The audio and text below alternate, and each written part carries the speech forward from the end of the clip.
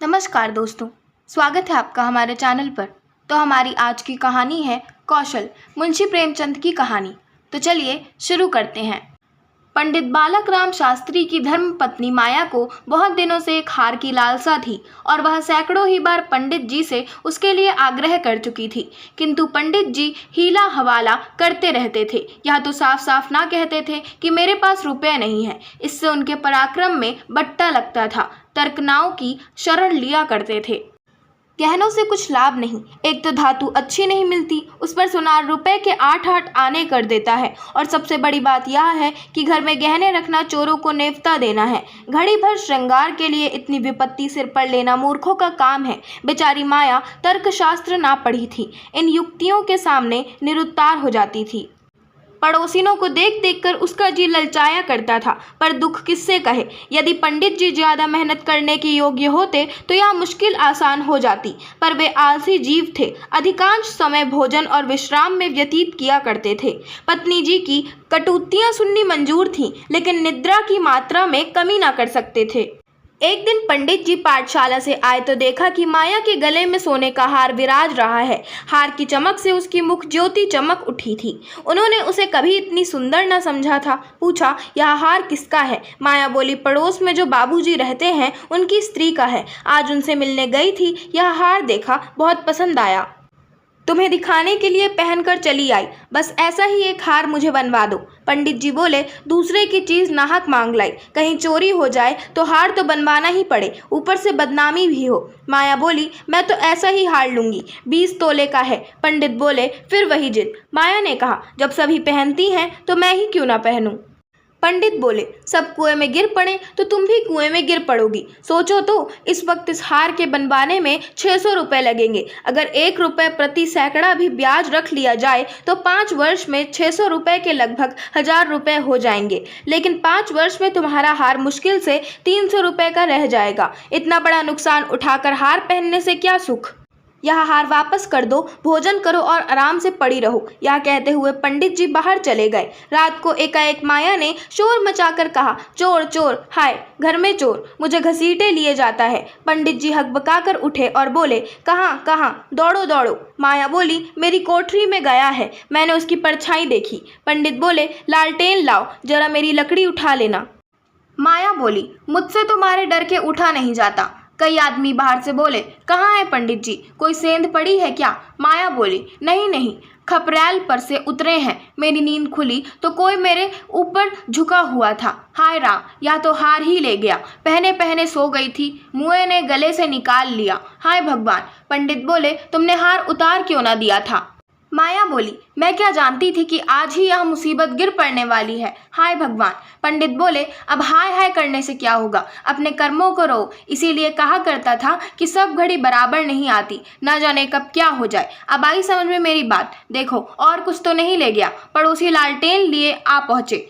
घर में कोना कोना देखा, करियां देखी, छत पर चढ़कर देखा, अगवाड़े पिछवाड़े देखा, शौच गृह में झांका, कहीं चोर का पता ना था। एक पड़ोसी ने बोला, किसी जानकार आदमी का काम है। दूसरा पड़ोसी बोला, बिना घर के भेदिए के कभी चोरी होती नहीं। और कुछ तो नहीं ले गया? माया बोली, और तो कुछ नहीं ले गया, बर्तन सब पड़े हुए हैं, संदूक भी बंद पड़े हुए हैं।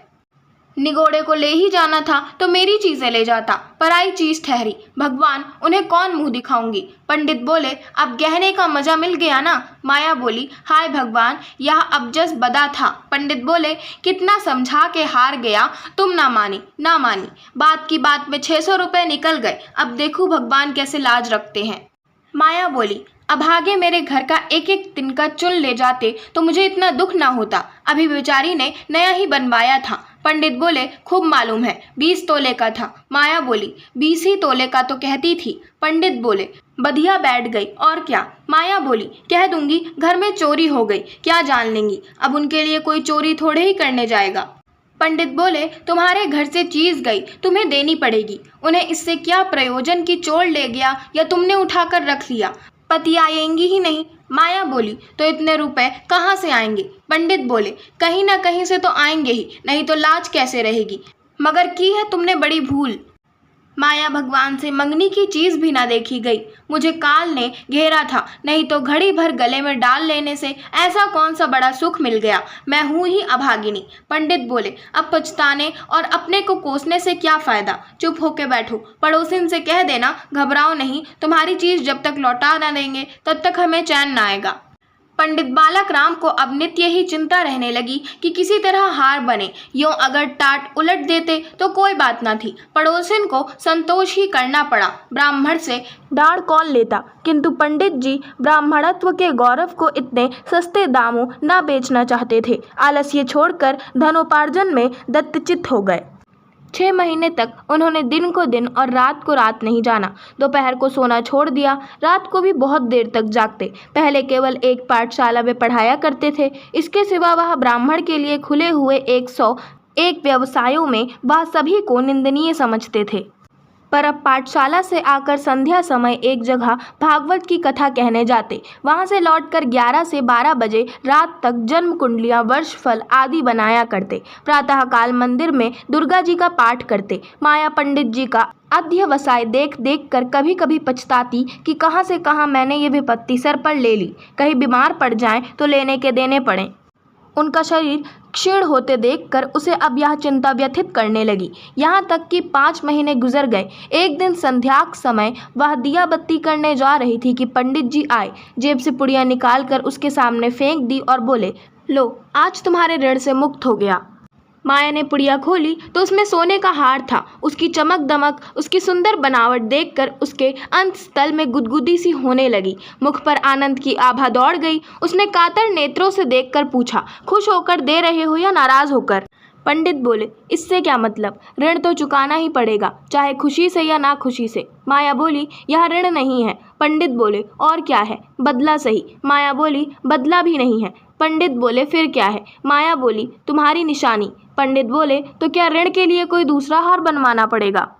माया बोली, नहीं नहीं, वह हार चोरी नहीं गया था, मैंने झूठ मूठ शोर मचाया था। पंडित बोले, सच? माया बोली, हाँ सच कहती हूँ। पंडित ने बोला, मेरी कसम। माया बोली, तुम्हारे चरण छूकर कहती हूँ। पंडित बोला, तो तुमने मुझसे कौशल किया था? माया बोली, हाँ। पंडित बोले, तुम्हें मालूम है तुम्हारे कौशल का मुझे क्या मूल्य देना पड़ा? माया बोली, क्या? 600 रुपये से ऊपर। पंडित बोले, बहुत ऊपर। इसके लिए मुझे अपने आत्म स्वातंत्र्य को बलिदान करना पड़ा। आशा करती हूँ आपको हमारी आज की कहानी पसंद आई होगी। अगर आपको हमारी आज की कहानी पसंद आई हो तो हमारे चैनल को सब्सक्राइब करें, वीडियो को लाइक करें और बेल आइकन दबाना ना भूलें। धन्यवाद।